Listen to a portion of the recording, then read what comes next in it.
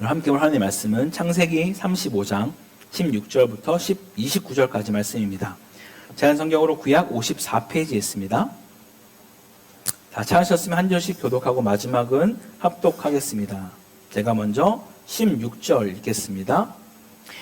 그들이 베델에서 길을 떠나 에브라스에 이르기까지 얼마간 거리를 둔 곳에서 라헬이 해산하게 되어 심히 고생하여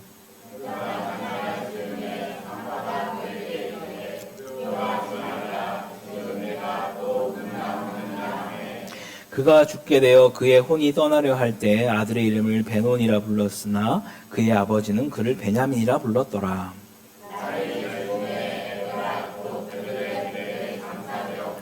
야곱이 라헬의 묘에 뷔를 세웠더니 지금까지 라헬의 묘비라 일컫더라.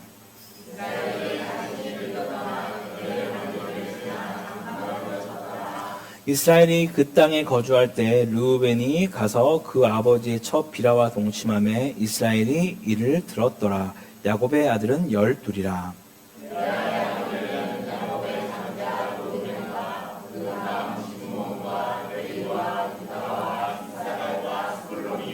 라헬의 아들들은 요셉과 베냐민이며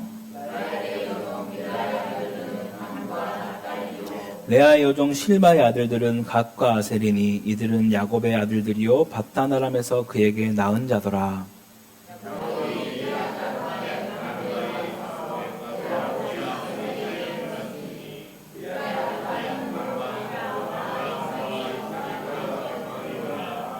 이삭의 나이가 180세라. 이삭이 나이가 많고 늙어 기운이 다함에 죽어 자기 열조에게로 돌아가니 그의 아들 에서와 야곱이 그를 장사하였더라. 아멘. 할렐루야. 오늘도 은혜의 자리로 말씀 앞에 나오신 모든 성도님들 위해 하나님의 은혜와 긍휼과 평강이 가득하기를 간절히 소망합니다. 사랑하는 성도 여러분, 우리가 믿음으로 삶을 살아가면서 간혹 우리를 많이 당황스럽게 할 때가 있습니다. 그것은 하나님을 믿지 않아서 찾아온 어려움이 아니라 분명히 난 하나님을 잘 믿고 있는 것 같은데 이해할 수 없는 고난이 찾아올 때입니다. 우리는 하나님이 선하시다고 믿습니다. 하나님 우리가 함께 하신다고 그렇게 고백합니다. 하나님 우리를 가장 좋은 길로 인도하신다라고 매번 찬양을 부르기도 합니다. 그런데 어느 날 우리의 삶에 도무지 설명할 수 없는 일이 일어나기도 하는 것이죠. 제가 사역을 시작하며 처음 부임했던 교회에서 한 집사님을 만났습니다. 세 아이의 엄마였고 한 남편의 아내이자 학교 선생님으로 살아가며 교회에서 그 누구보다 주일학교에도 여러 모양으로 참 열심히 봉사하며 섬기던 분이었습니다. 그런데 알 수 없는 바이러스가 심장에 감염되어서 이유도 모른 채 갑작스레 약 한 달 반 만에 주님의 품에 먼저 가셨습니다. 이처럼 누구보다 열심히 주님을 섬기던 사람이 갑자기 병으로 혹은 사고로 먼저 세상을 떠나기도 합니다. 어떤 분은 날마다 열심히 가족을 위해 또 교회를 위해 열방을 위해 기도하기 위해서 새벽 기도를 가던 길에 불의의 사고를 당하는 분도 간혹 있습니다.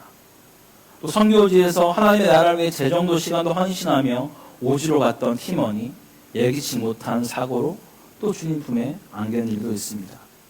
심지어 오랜 기간 선교를 준비하며 모든 훈련을 다 마치고 이제 막 처음으로 선교지로 이동하는 그 중에 그 길에서 생을 마감했던 한 가정도 있다는 것을 우리는 듣게 됩니다. 그럴 때 우리는 묻게 됩니다. 하나님, 왜입니까? 믿음으로 살았는데 왜 이런 일이 일어나는 거죠? 하나님이 함께 하신다면 왜 이런 아픔을 대체 우리에게 허락하시는 겁니까? 라고 우리는 물을 수 있습니다. 사람의 말로는 다 설명할 수가 없습니다. 아니 어떤 말은 오히려 상처가 될 수 있습니다. 그러나 성경은 이런 현실을 피하고 있지 않습니다. 오늘 본문은 믿음의 조상 야곱의 가정에 찾아온 깊은 상실과 실패, 아픔을 그대로 낱낱이 보여주고 있습니다. 야곱은 베델에서 하나님을 다시 만났습니다. 하나님은 그에게 내 이름은 야곱이 아니라 이스라엘이라 라고 말씀하셨습니다. 언약을 다시 한번 그에게 확인시켜 준 것이죠. 근데 그 베델의 은혜 이후에 분명히 그런 큰 은혜를 받았고 이름까지 바뀌었으면 이제는 좀 삶이 풀어지나 보다라고 생각할 수 있는데 야곱의 삶은 그렇게 평탄하지만은 않았습니다. 그는 가장 사랑했던 아내 라헬을 잃습니다. 장자 르우벤은 씻을 수 없는 죄를 범하고 맙니다. 아버지 이삭도 결국 세상을 떠나게 되는 것이죠. 그런데 놀라운 것은 그 모든 상실과 실패 속에서도 하나님의 일하심은 멈추지 않았다라는 것입니다. 할렐루야! 오늘 본문을 통해서 우리가 함께 이 세 가지를 같이 좀 살펴보기 원합니다. 첫 번째로는 하나님은 상실 속에서도 생명을 이어가십니다. 우리 16절을 보면 야곱의 가족이 베델을 떠나 에브랏 곧 베들레헴으로 가고 있는 것을 보게 됩니다. 그런데 그 길에서 라헬이 해산을 하게 된다라고 성경은 말하죠. 근데 여기 본문에서 라헬이 심히 고생하였다라는 표현을 쓰고 있습니다. 16년간 간절히 기다렸던 둘째 아들을 그가 얻게 되었지만 노산인지 혹은 어떤 이유인지 알 수 없으나 결국 생명을 잃게 되는 것이죠. 라헬은 야곱이 가장 사랑했던 아내였습니다. 야곱은 라헬을 얻기 위해서 14년간을 열심히 섬겼습니다. 그런데 그 사랑하는 아내가 그만 그 일 위해서 난산을 하게 되었죠. 그리고 결국 아이를 낳고 죽게 됩니다. 이처럼 인생에는 그토록 원하는 것을 우리가 얻었지만 정작 이루었을 때 생명을 버려야 하는 그런 순간이 찾아오기도 한다라는 것이죠. 18절에 이렇게 말씀합니다. 그가 죽게 되어 그의 혼이 떠나려 할 때 아들의 이름을 베논이라 불렀으나 그의 아버지는 그를 베냐민이라 불렀더라. 라헬은 죽어가면서 아이의 이름을 베논이라고 부르죠. 그 뜻은 내 슬픔의 아들, 내 고통의 아들이라는 의미입니다. 라헬의 입장에서 충분히 그럴 수 있어요. 그죠? 정말 기다리면서 간절히 원했던 그 둘째 아들을 겨우 가졌는데 자신의 목숨이 위태롭게 됐습니다. 그러다 보니 그렇게 내 슬픔의 아들이다 너는, 내 고통의 아들이다 라고 그렇게 말을 한 것이죠. 라헬에겐 기쁨이자 동시에 슬픔으로 다가왔던 것 같습니다. 야곱은 그 이름을 베논이라고 두지 않았습니다. 베냐민이라는 이름으로 바꾸어 주죠. 그 이름의 뜻은 오른손의 아들이라는 의미입니다. 성경에서 항상 오른손은 능력, 보호, 종기, 권세를 상징합니다. 그래서 우리가 하나님 보좌 우편에 라는 말, 여러 가지 많은 것들이 뭔가 축복을 할 때도 우리는 오른손을 많이 이용합니다. 그 정도로 이 베냐민은 하나님께 축복받은 아들이다. 하나님의 권세와 능력을 충분히 나타낼 수 있는 아들이다라는 것으로 그 이름을 지어준 것이죠. 물론 야곱이 이 라헬의 어떤 그 슬픔이 없었던 것이 아닙니다. 그 누구보다 아팠을 겁니다. 하지만 야곱은 그 아이의 인생이 슬픔으로만 규정되지 않기를 원했습니다.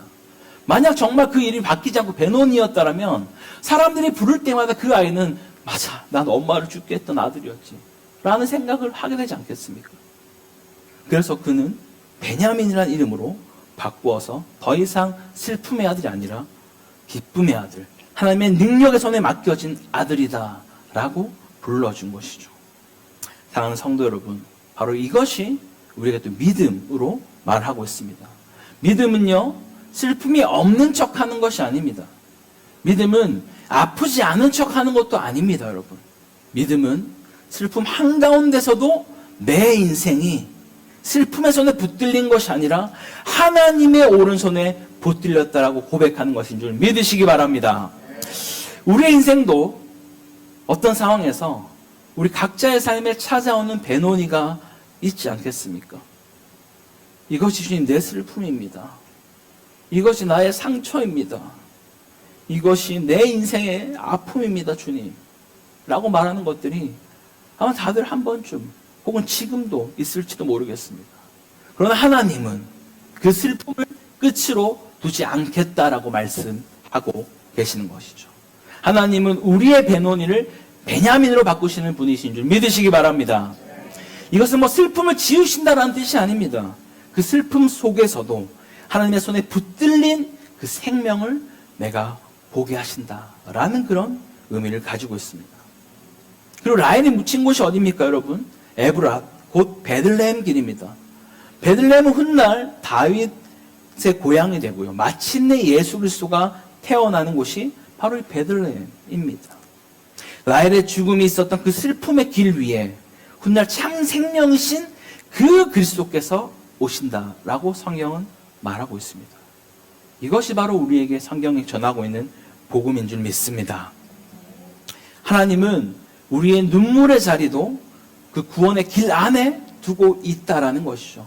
우리가 선택하지 않는 자리, 우리가 원하지 않는 자리, 우리가 이해할 수 없는 그 자리에서도 하나님은 자기 백성을 가장 선한 길로 이끌어 가시는 줄 믿으시기 바랍니다. 두 번째로요. 하나님은 실패한 가정에도 은혜로 붙들어 주십니다. 라헬의 죽음 이후 야곱의 가정은 더 안정된 길로 가는 것처럼 보여집니다. 근데 곧바로 또 하나의 충격적인 사건이 나오게 되죠. 22절에 이렇게 이야기합니다. 이스라엘이 그 땅에 거주할 때 르우벤이 가서 그의 아버지의 첩 비라와 동침하며 이스라엘이 이를 들었더라. 르우벤은 야곱의 장자이죠. 가장 큰 아들입니다. 근데 그는 아버지 첩 빌하와 동침하게 되죠. 라헬이 죽었다고 그렇게 바로 빌하를 그가 취하게 되는 것이죠. 근데 이것은 단순한 어떤 음행으로만 끝나는 행동이 아닙니다. 고대 사회에서 아버지의 여인과 동침한다라는 것은 아버지의 권위에 대한 반역이며 가문의 질서를 심각하게 무너뜨리는 그런 행위였다라는 것이죠. 이처럼 믿음의 가정이라고 해서 여러분 죄가 없는 것이 아닙니다. 언약의 가정이라고 해서 상처가 없는 것이 아니에요. 야곱의 집안은 이미 편애, 질투, 경쟁, 분노, 상처로 아주 얼룩져 있는 그런 가정이었습니다. 그리고 그 어둠이 바로 이 르우벤을 통해서 죄로서 드러나게 되는 것이죠. 그런데 놀랍게도 바로 이어서 성경은 어떤 르우벤의 행함에 대해서, 죄악에 대해서 뭔가를 말하지 않고 바로 야곱의 12아들의 이름을 기록하고 있습니다. 르우벤, 시므온, 레위, 유다, 이사갈, 스불론, 요셉, 베냐민, 단, 납달리, 갓, 아셀. 이 명단은 단순한 어떤 가족의 명단이 아닙니다. 이스라엘의 12지파를 이뤄가는 시작임을 보여주고 있는 것이죠. 여기서 우리는 중요한 복음을 보게 됩니다. 하나님은 완벽한 사람들만을 모아서 하나님 나라를 세워가지 않는다라는 거예요. 하나님은 실패한 사람들, 깨어진 가정, 그런 역사를 가진 사람들을 은혜로 붙들어 가신다라고 성경은 끊임없이 우리에게 말씀하고 있습니다. 르우벤은 끔찍한 죄를 지었습니다. 또한 시므온과 레위는 세겜에서 말도 안 되는 살인을 저질렀습니다. 야곱의 아들들은 결코 아름답고 완벽한 공동체가 아니었다라는 거예요. 그런데 하나님은 그들을 끝까지 버리지 않으셨다라는 거예요. 그들을 통해 이스라엘을 세우셨고, 그리고 그 이스라엘을 통해 메시아가 오십니다. 할렐루야. 이것이 바로 은혜인 것이죠. 성도 여러분, 우리가 받는 최고의 은혜는 바로 이것입니다. 우리의 어떠함이 하나님의 구원을 결정하지 않는다라는 것이죠. 우리의 실패보다 하나님의 신실하심이 더 크다라는 겁니다. 우리의 죄보다도 하나님의 사랑이 더 큰 줄 믿습니다. 그렇다고 이 죄가 그럼 괜찮은 것인가? 르벤이 그렇게 한 것이, 시몬과 레위가 그렇게 한 것이 괜찮은 것인가? 아닙니다. 하나님은 죄값에서 분명히 우리에게 또 그것을 말씀하시죠. 르벤은 훗날 장자의 권리를 잃고 맙니다. 야곱이 축복할 때 르벤은 장자의 축복을 그에게 주지 않습니다. 죄는 반드시 결과가 있습니다. 그럼 인간의 죄가 하나님의 구원의 역사를 멈추게 할 수 없다라는 사실을 믿으시기 바랍니다. 이것은 신앙생활을 처음 하는 분들 뿐만이 아니라 우리 모두에게 필요한 복음인 줄 믿습니다. 우리가 신앙생활을 시작했다라고 해서 내 삶이 갑자기 완벽해지는 것이 아니죠. 내 가정의 문제가 다 해결되어지는 것도 아닙니다. 오히려 믿음의 길 위에서 걸어 나아갈 때 내 안의 죄와 가족 안의 상처가 더 선명하게 보여질 때, 드러날 때가 있다라는 거예요. 그런데 여러분 낙심하지 마십시오. 하나님은 완성된 사람만을 부르지 않습니다. 부르신 사람을 은혜로 빚어가는 줄 믿습니다. 교회도 마찬가지입니다, 여러분. 교회는 완벽한 사람들의 전시장이 아니라 은혜가 필요한 죄인들의 공동체인 줄 믿습니다.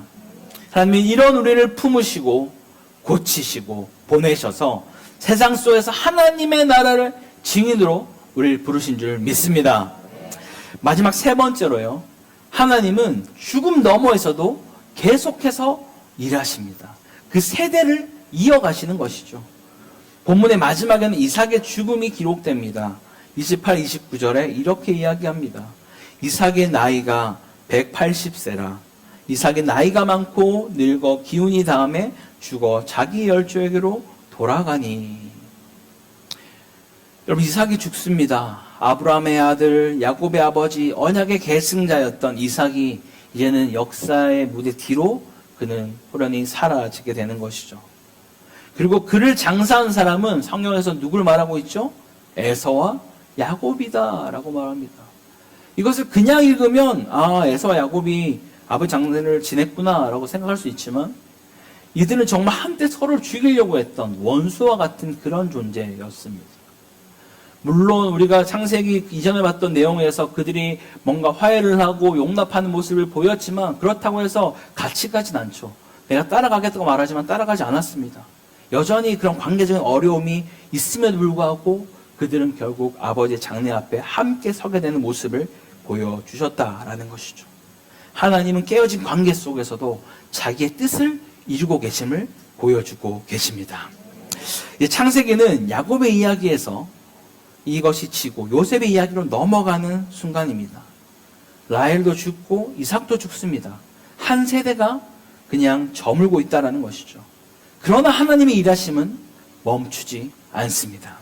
사람은 떠나지만 하나님의 약속은 남아 있습니다. 세대는 바뀌어도 하나님의 신실하심은 변하지 않습니다.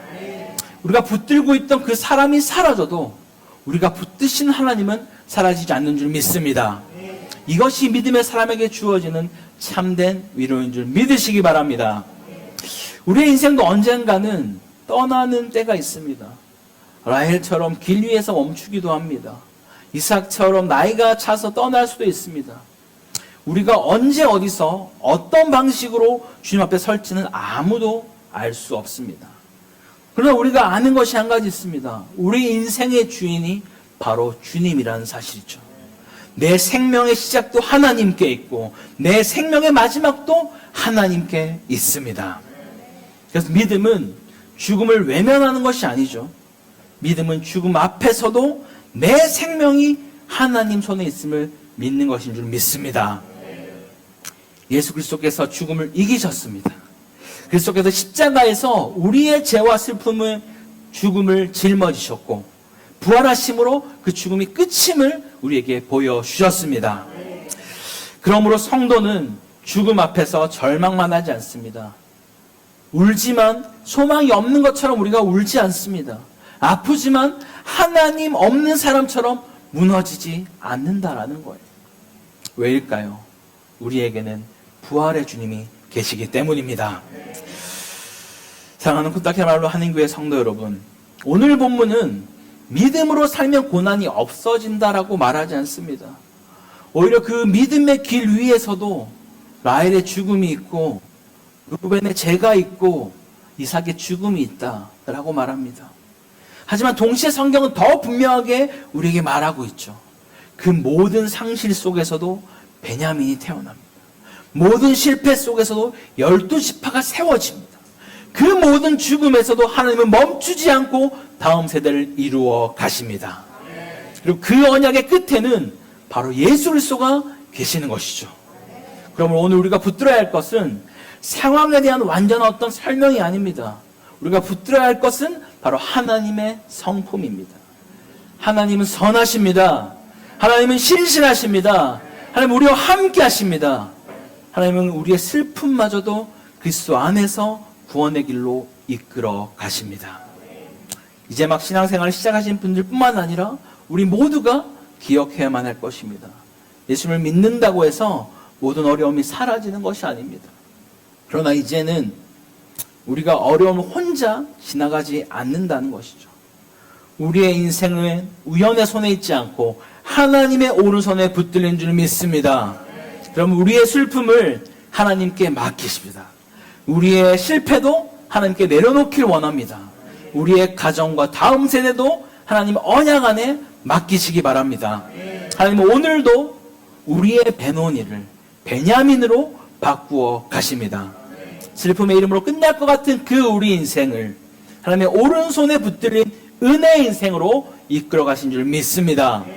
사랑하는 성도 여러분, 이해할 수 없는 상실과 실패와 슬픔의 길 위에서도 하나님의 일하심은 결코 멈추지 않습니다. 우리의 슬픔과 가정과 다음 세대를 그리스도의 손에 맡기며 세상 속에서도 하나님의 신실하심을 증언하며 살아가는 우리 모두가 되기를 주의 이름으로 간절히 축원합니다. 우리 함께 말씀 붙들고 찬양드리기 원합니다. 우리의 삶 속에서 이해할 수 없는 순간들이 찾아와도 하나님이 여전히 신실하게 일하고 계심을 우리가 함께 찬양으로 같이 고백하기 원합니다. 우리 주가 일하시네 같이 함께 고백하겠습니다. 날이 저물어 갈 때 빈들에서 걸을 때 그때가 하나님의 때 내 힘으로 안 될 때 내 힘으로 안 될 때 손으로 걸을 때 내가 고백해 여호와 주가 일하십니다. 주가 일하시네 주가 일하시네 주께 아끼지 않는 자에게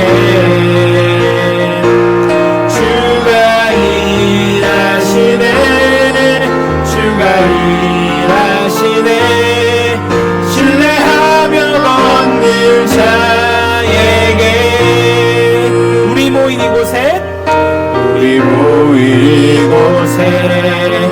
주님 함께 계시네 누리네 아버지 은혜 적은 떡과 물고기 내 모든 것 드릴 때 모두 고백해 여호와 주가 일하시네 주가 일하시네 주가 일하시네 주께 아끼지 않는 자에게 주가 일하십니다 주가 일하시네 주가 일하시네 신뢰하며 걷는 자에게 주가 일하시네 주가 일하시네 주가 일하시네 주께 아끼지 않는 자에게 주가 일하십니다 주가 일하시네 주가 일하시네 신뢰하며 걷는 자 우리 마지막 다시 한번 고백합니다. 주가 일하십니다 주가 일하시네 주가 일하시네 주께 아끼지 않는 자에게 아멘 주가 일하시네 주가 일하시네 신뢰하며 걷는 자에게 우리 함께 말씀을 기억하면서 함께 기도하기 원합니다. 주님 때론 이해되지 않는 상황 속에서도 하나님의 그 선하심과 일하심을 신뢰하는 믿음을 주옵소서. 내 삶의 슬픔과 상실을 붙들고 있는 것이 아니라 하나님의 오른손에 맡기는 믿음을 허락하여 주옵소서. 우리의 가정과 다음 세대가 실패와 연약함 속에서도 무너지지 않고 하나님의 은혜로 세워지는 공동체 되게 해달라고 우리 함께 주님 한번 간절히 잡고 기도하겠습니다. 주여 하나님 아버지 감사합니다. 주님, 오늘 이 시간 그 슬픔의 길 위에서도 여전히 쉽지 않으시고 우리를 일하시는 그 주님을 함께 말씀을 통하여 살펴보았습니다. 아버지, 때로 우리 인생 가운데 내가 감당치 못하는 배도니와 같은 일들이 찾아올 때가 있습니다. 아버지, 정말 이해할 수 없고 도무지 이것이 너무나 힘이 들어서 낙담하고 쓰러질 그때에도 이것이 그냥 배도니로 끝나는 것이 아니라 하나님의 신실하게 우리의 삶 가운데 베냐민을 이끌어주심을 바라보며 나갈 수 있는 그런 우리의 삶으로 인도하여 주셨소서. 하나님의 선하심과 인자하심이, 하나님의 역사하심이, 일하심이 어떻게 그 삶 가운데 얼마나 가장 좋은 선악하시는지 내가 신뢰하고 나갈 수 있도록 인도하여 주시고, 사랑의 삶과 우리 이성을 판단하며 낭망으로 쓰러지지 않도록 주셔서 인도하여 주셨소서. 우리의 삶에 찾아오는 그런 슬픔과 상실의 품을 붙들고 나아가는 자가 아니라 여전히 우리의 삶 가운데 하나님의 오른손으로 우리를 이끌어주시는 그 진실한 삶을 바라보고 나아갈 수 있는 그런 복된 인생으로 인도하여 주셔서, 아버지, 그래서 우리 가족들과 우리의 다음 세대가 실패와 연약함 속에서도 꺼지지 않고 하나님의 끝까지 살아갈 수 있는 복된 인생들로 우리의 걸음을 한 걸음 한 걸음 인도하여 주셔서, 아버지, 못했던 모든 가정들이 하나님의 주님의 이끄신 가운데 일하신 가운데 경험할 수 있는 그런 데 넘쳐날 수 있는 하나님의 가정으로, 하나님의 교회로, 공동체로 성취고 인도하여 주셔서 주의 일하심을 바라봅니다. 주의 역사가 지금을 지합니다. 주님의 우리의 가정 가운데, 우리의 아이들 가운데, 우리의 모든 분들께 찾아오셔서 신실한 역사를 다스리시고 통치하여 주셨소서. 주님을 찬양합니다. 아버지 말씀 역사를 기뻐하시고 바라볼 수 있는 신실한 역사를 주시옵소서. 사랑과 풍성하신 하나님 아버지, 오늘 말씀을 통해 우리의 삶에 이해할 수 없는 슬픔과 상실이 찾아올 때에도 하나님께서 여전히 일하고 계심을 다시 보게 하시니 감사합니다. 주님, 우리는 너무나 쉽게 낙심하고 우리의 상황을 슬픔이라는 이름으로만 붙들고 살아갈 때가 많습니다. 그러나 오늘 야곱이 베노니를 베냐민으로 바꾸었던 것처럼 우리의 인생도 하나님의 손에 맡겨드리기 원합니다.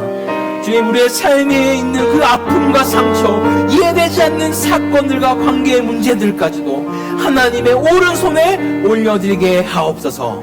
우리의 눈에는 실패처럼 보이고 무너진 것처럼 보이는 그 순간에도 하나님의 구원의 역사는 멈추지 않음을 믿게 하여 주옵소서.